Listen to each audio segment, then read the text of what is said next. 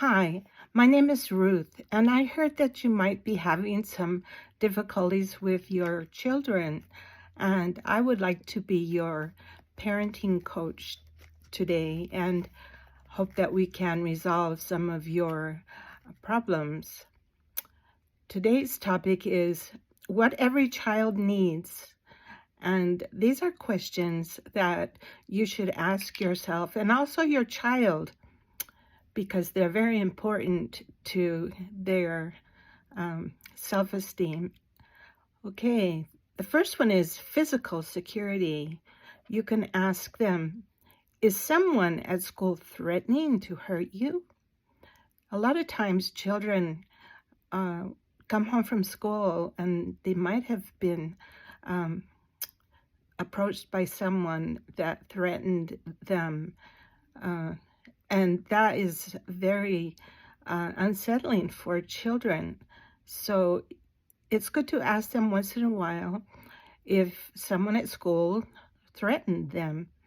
And that way you can catch it before it gets very serious. The next question is, do you feel uncomfortable with someone in our family?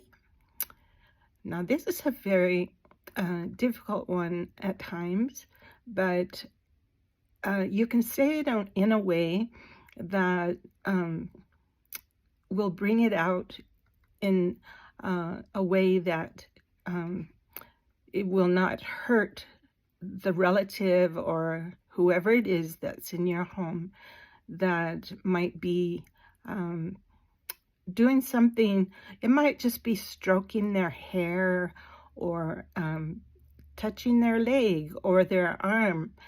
And these might be indications of sexual predators. And a lot of time we don't think of people in our family, and we hate to think that they would do something like that to our child. But in a lot of cases of that, it's someone in the family or a friend that might be visiting for dinner or that comes over frequently. So just matter-of-factly say to them, do you feel uncomfortable with someone in our family? And okay, so that's the second question. And the third one is, are you afraid I am going to spank you or hurt you when you get in trouble? Well, this question is changeable from one country to another, because my husband is from Polynesia or Tonga, and we lived in Hawaii for several years and Tonga, and their manner of disciplining their children is usually spanking or hitting them. And when we first had our children, and they started misbehaving, my husband would spank them or do something that would make me cry, because that's not the way I was raised. I think I was maybe spanked once by my father, but to me it felt like it was abuse, and so I would cry and say, don't do that to our children. And so finally, after we had 2 children, and then the third and the fourth, they didn't know anything about being spanked or disciplined in that way. But the first 2 were.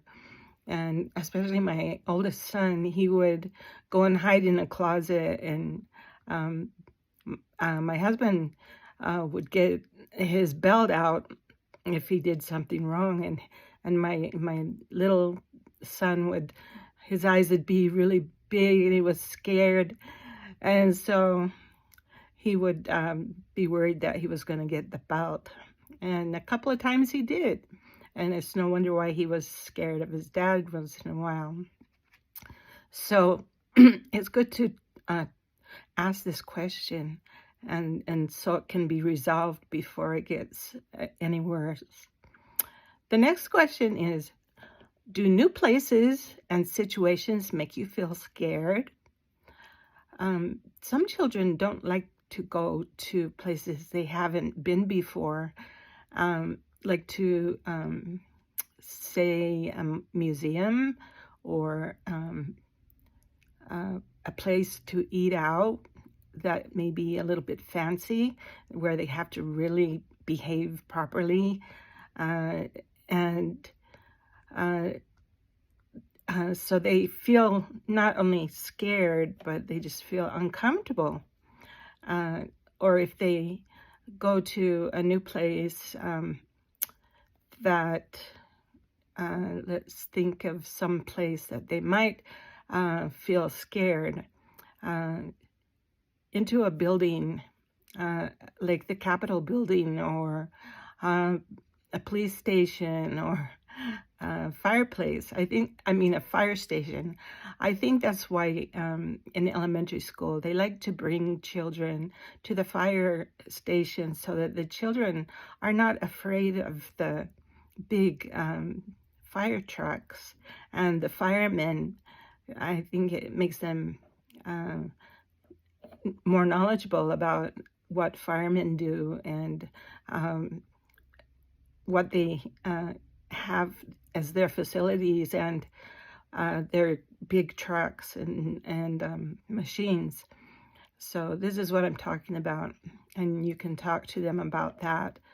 The next one is, do you have random or bizarre thoughts that gross you out or freak you out? A lot of times, children, when they're very young, they have nightmares. And this could be a result of something they've thought of, because as children grow up, they don't know anything about death, or really sick people. Maybe they've seen someone that didn't look like they did. Maybe their arm was gone, or there was something different about them, and so that would make them feel uncomfortable. My granddaughter, she has spina bifida. She was born with spina bifida, and so her backbone was outside of her back, in a little sac. And so when she was growing up, there were a lot of children that would stare at her in the wheelchair, because she was paralyzed from the waist down. And it made her feel uncomfortable, and them too. And as we tried to help her with this situation, she became more confident in herself, that she was born that way, and that children stared because they didn't understand why she was in a wheelchair. And so she got to the point where, when I was going around with her in her wheelchair, and people would stare at her a lot, she'd say, "Grandma, just tell them what's wrong with me." Or she'd say, "Tell them to stop staring at me. I'm fine." And so she felt fine about herself. She felt confident in her own self, but it's the children that would look at her. They felt a little bit scared of her, or freaked out. That's what I'd say. So a lot of times we'd have to educate other children, and because they stare, and it's not polite. Okay, so now we're going to go on to another one. Children love security, and so from time to time, just say, "Do you think I don't love you?" It's a trick question, right? And the child will say, "Well, sometimes I think you don't love me." And then you have the opportunity to tell them, I love you so much, and I'm sorry that you felt that way. And reassure them that you love them so much, and that you're there for them, and that they don't need to feel that way anymore. Another one is, do you think I love you more or less if you're good or bad? And that way you can talk to them and reassure them that you love them, whether they're good or bad, but you're disappointed in them if they do bad. But that doesn't mean that you don't love them, because some children will get the idea that their parents don't love them if they do bad, and so they become perfectionists, and in the future they'll try very hard to please their parents instead of just being themselves, and that's important. Another question is, do you feel like when you do something, I love you less? It's the same kind of idea as before, but it's a certain action. Like, do you feel like when you go out with your friend and stay too long that I love you less? And assure them that that's not true, but that you have certain rules in the house that they need to obey, and you will always love them no matter what, but they need to keep the rules that are made for the family. So that's really important. As children get older, and especially teenagers, they start acting silly, or they might have a crush on a boy or a girl. And so you can ask them, are you having trouble with a boyfriend or a girlfriend? And that doesn't mean the kind of flirtation. Well, it could include that too. But say your daughter has a girlfriend who is not being kind to her, but she's afraid to tell her, and so she'll just put up with abuse from or name calling or putting down. It's good to find out from the child if they have someone that is actually putting them down in front of other people, or even when they're alone. So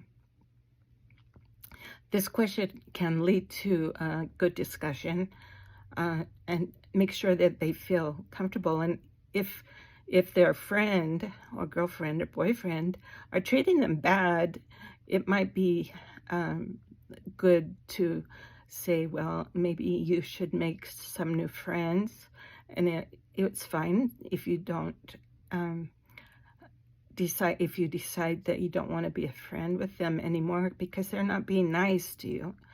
So having them, having your approval that they can have another friend, and that you've got their back if they do, that will help them in their relationship with their friends.